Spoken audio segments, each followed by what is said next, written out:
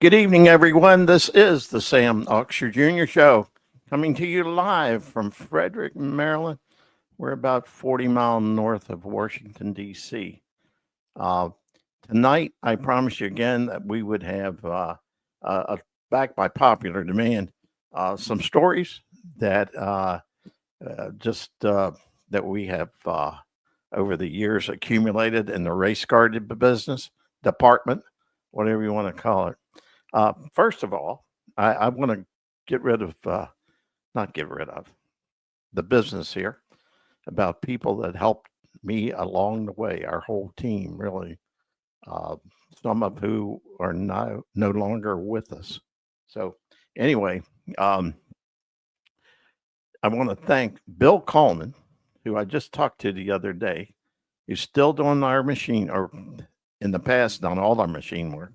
And up until 2018, I think they did our last engine job. So Bill Coleman, 91 years old, still going, and he sounds like he's 40 years old. Amazing, amazing guy. Works there every day at the machine shop at Lithicum, just north of Baltimore. Or I'm sorry, south of Baltimore, not north of Baltimore.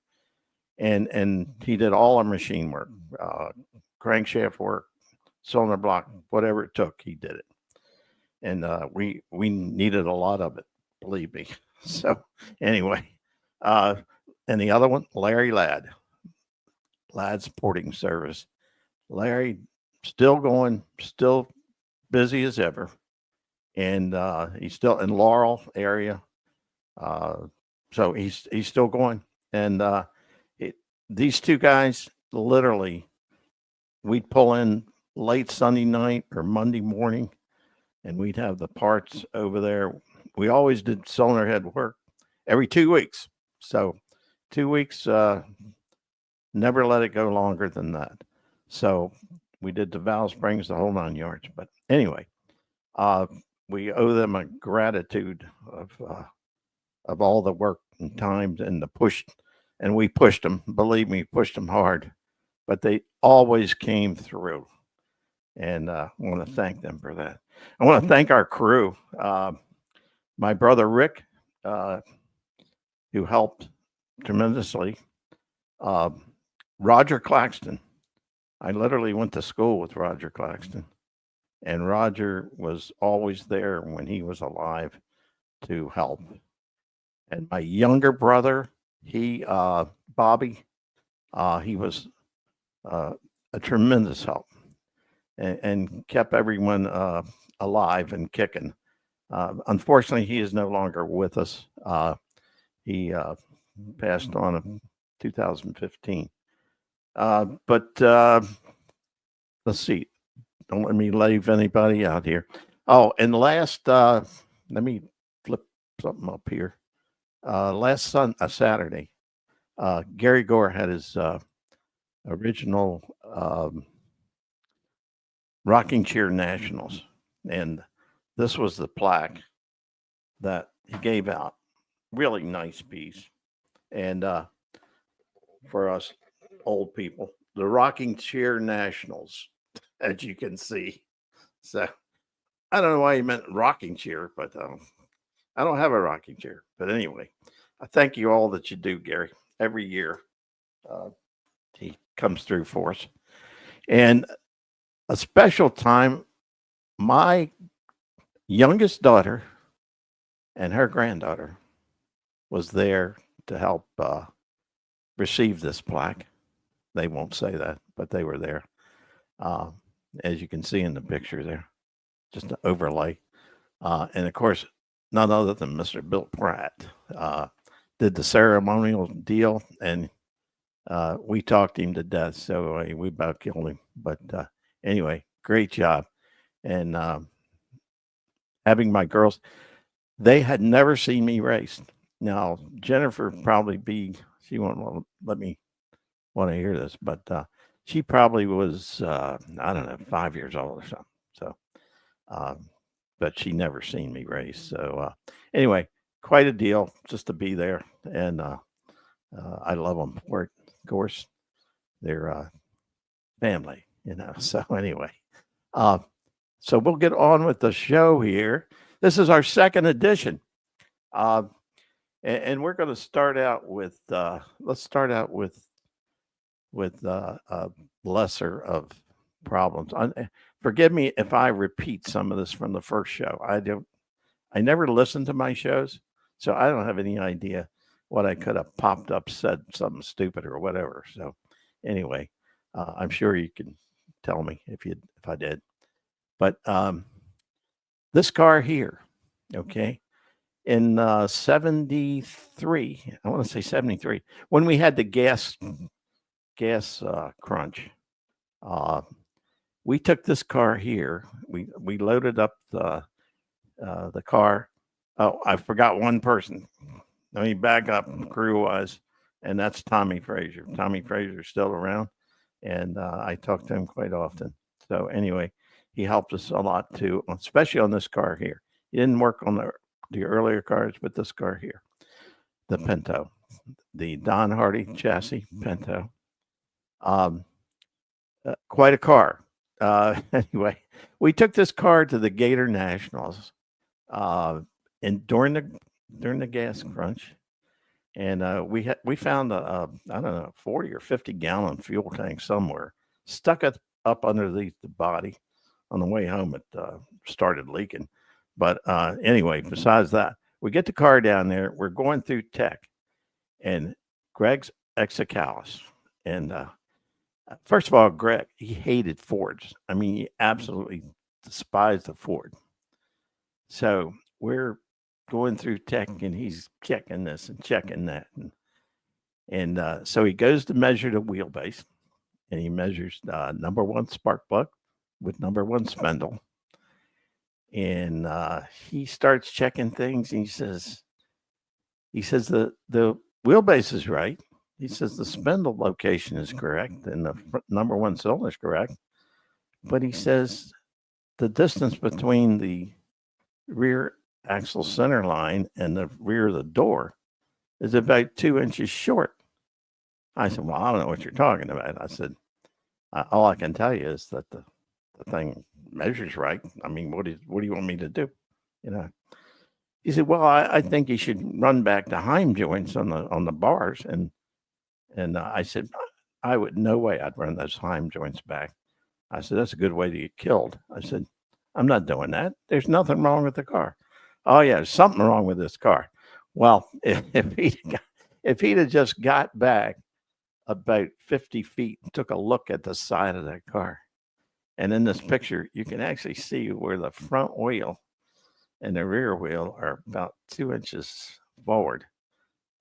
So Mr. Hardy made sure of that deal. But anyway, he just refused to let us run. So that was sort of a wasted trip.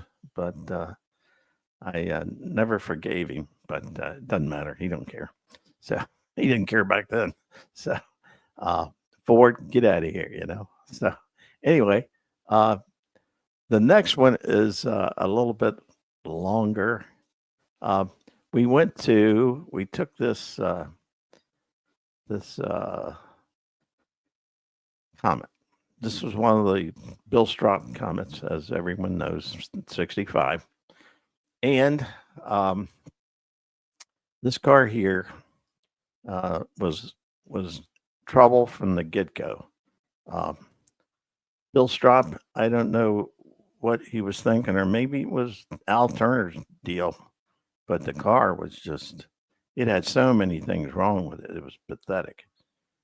So anyway, it never was much of a good race car. But anyway, we get down to DeLand, Florida, and I don't recall who or what sanctioning body we were running. I don't remember if it was NASCAR or NAAR. It really doesn't matter. But anyway, we get down there, and this was the last engine that I'm not going to say who it was because I don't want to. It's not useful thinking right now to divulge. But anyway, we get down there, and the car runs 124 miles an hour. I don't care what you did with it. It ran 124. We changed carburetor jets. We changed timing. There was tire, every tire, air pressure, whatever you could think to change it. Nothing changed it. It just ran slow, 124 mile an hour. So I thought, well, I got one idea. I'm going to start behind starting line, about 2 car lengths, and I'm going to run it through, and I'm going to see what mile per hour down, and I'll watch the tach and see if it, and we'll see if it picks up mile per hour in the last where the lights are. So anyway, I get down, and it's just about getting dusk or dark by then. And while we're doing that, I see Vernon Raleigh and his altered wheelbase Mopar. There was a makeshift track at the land. It was an airstrip, really. And so anyway, there was barrels there, and they were full of water, and they used them to divide everything. So Vernon pulls up to. He doesn't see this barrel. He pulls up to the barrel. In the front of that Mopar, they had those raked. The front end was high and all that. So anyway, he pulls up to the barrel. He does a short burnout, pushing the barrel. He still don't see it, but it was funny. And finally, somebody yelled at him, "Don't do that! Stop! Stop! You're gonna run over something here." So anyway, I get up there. And I said, okay, we will just run this thing to the end. And I thought there was a whole lot more track than there was. So anyway, I go down through there and I'm watching the tach. I'm looking at the tach and I'm boy, this thing is not picking up. It's dead horsepower. It doesn't run. Not fast, it's slow, whatever. So anyway, I'm going and I look up. And I was glancing at the track, and then I finally looked up and I thought, oh my God, we're almost at the end of the track here. And I slam on the brakes, pull the chute, and the car goes up on 2 wheels, driver's side. And I felt like I could reach out and touch the track. It's like one of them deals. It's like Joey Chitwood. So I'm out there. The thing is just laying over. I'm saying this is going to go any second, and it just stayed, and I got it started enough, and it went down on the right side. And needless to say, after that, we loaded up and went home. But it was really a disastrous day for that car, and it bent the springs on the right side, tore the tire up, the wheel up, and then the next day, my dad and Frank LeSueur, who was running things, they go down the end of the track. All they see is this long ass skid mark down the track, one wheel. So anyway, that's the last deal that guy ever built. After that, I said, I'm going to do the engines myself. I said, I can screw them up just as bad as this guy can. And so anyway, from there on out, I did every engine, including Chick Danino's Mopar stuff. We did the Hemis. I did the Hemis and the transmissions and the Doug Nash gears, the whole 9 yards for his car also. Chick was a fabulous fabricator. He was one of the best there was. And fortunately, he's gone too. I look around, there's so many of the fellow racers that are no longer with us, which is just they're,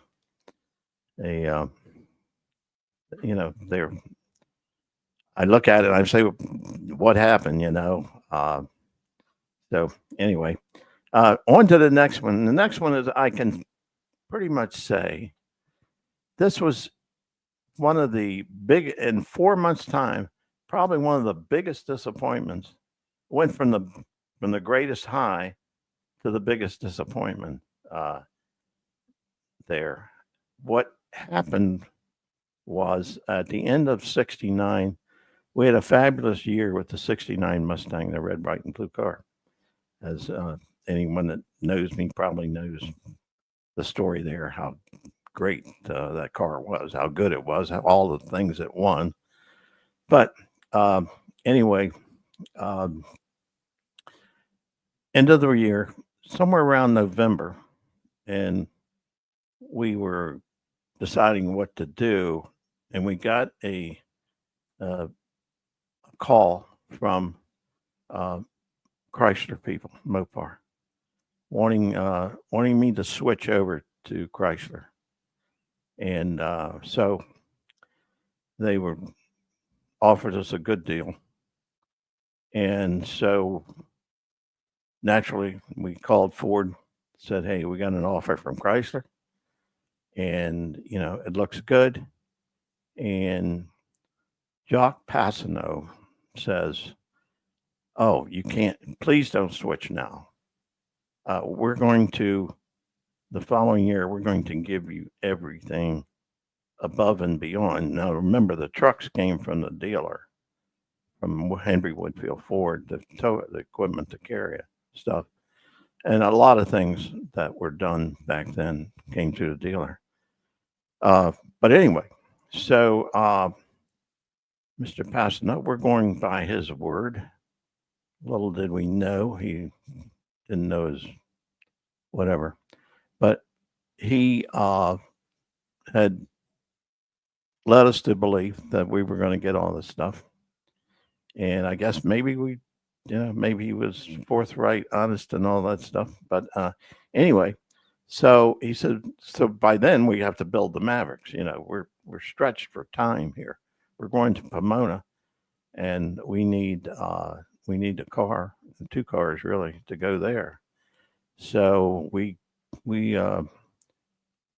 put the Camry engine into a Maverick, and everybody knows that deal.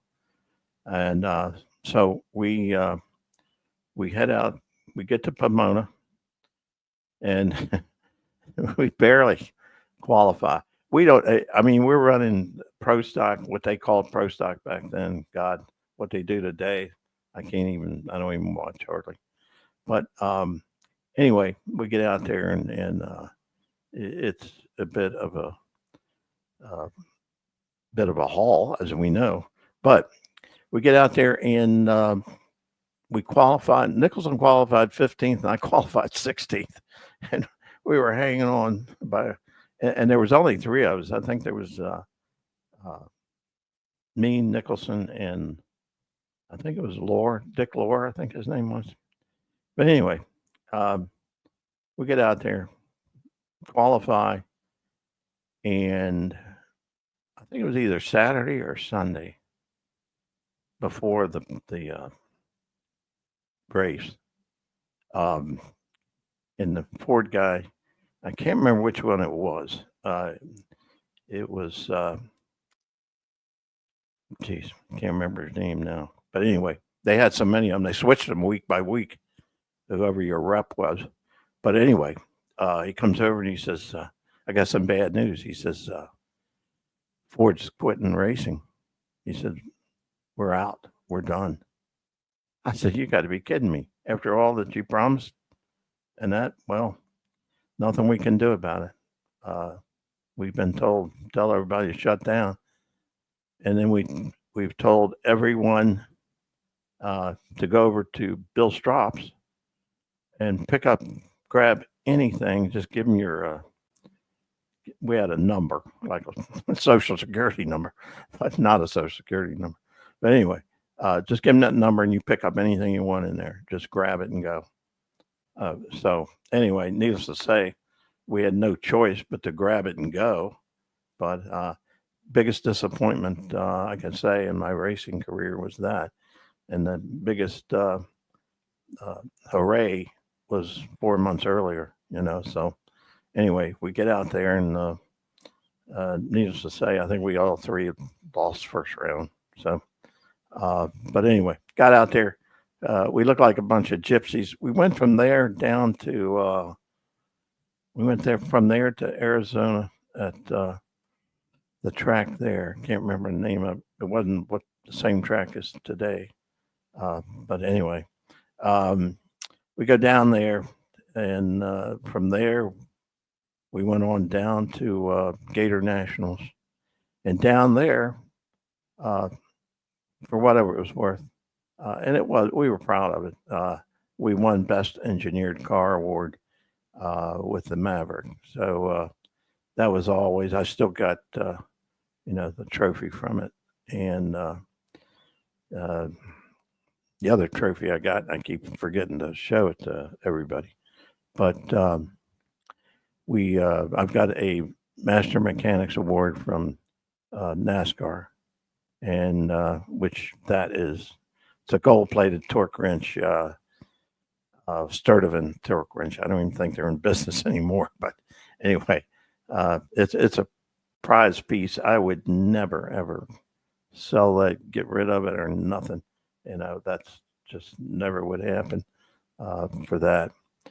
And to tell you another little story, years later, I think it's about 3 years ago, we got people calling me and emailing me and saying, "Do you know the qualifying order and how we ran at the first Gator National? Not the Gator National, Pomona. What was the correct?" I said, "Well, I got the one list." He said, "No, I gave it to I said, no, that's not the right one." I'm going like, I don't. How many other lists are there? I don't know. We all did. They said nobody. The NHRA did not keep track of the running order. It sounds crazy, but that's exactly what they did not. I assume they finally came up with it, but I never got a copy of it. So, which was an interesting, worthless piece of information, I guess.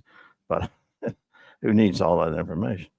But anyway, that does it. We're doing a short deal tonight. I don't know how long we took here, but anyway, I want to thank everyone for listening in. And again, I want to thank my people that helped. Tommy Frazier, Roger Claxton, who's no longer with, and that was just a shame there. We went to school together, plus the race car business. He was always there from the get go to help.